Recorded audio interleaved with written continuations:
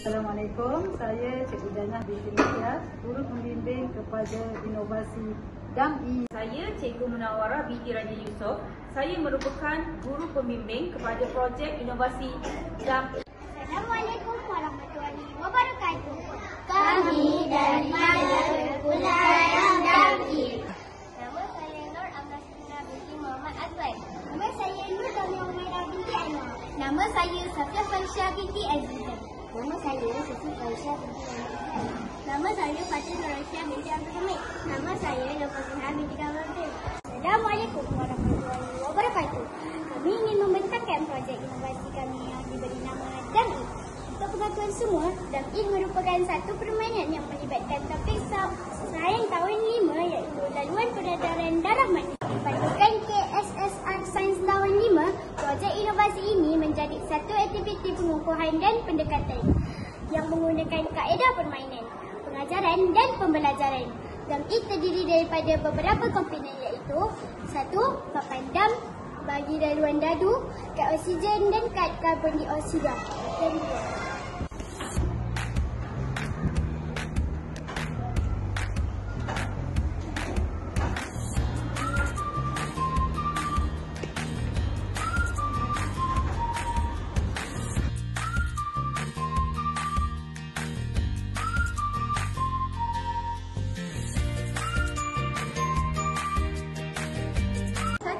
Membantu murid memahami prinsip dan konsep laluan peredaran darah manusia.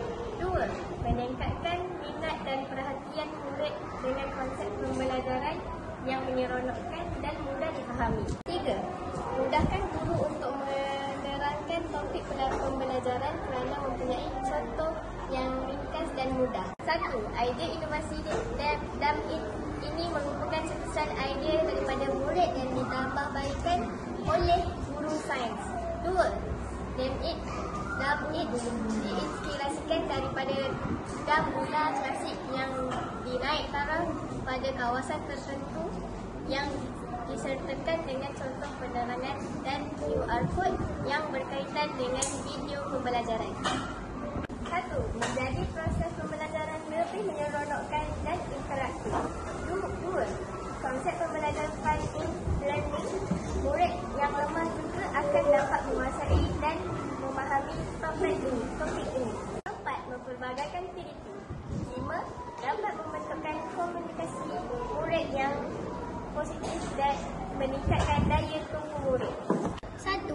DAM menggunakan material yang bernilai RM20. 2. Untuk kad oksigen dan kad karbon dioksida menggunakan material kad 250 GSM. 3. Dadu dan buah kosnya RM0 kerana menggunakan barang terpakai. 4.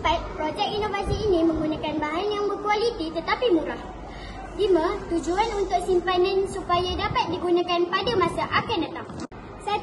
Sangat sesuai digunakan waktu PDP. 2. Mudah dibawa. 3. Boleh digantungkan sesuai untuk digunakan pada waktu pembelajaran di dalam kelas dan juga pembentangan. 4. Guru dapat memberikan penerangan yang lebih jelas kerana mempunyai contoh dan uraian.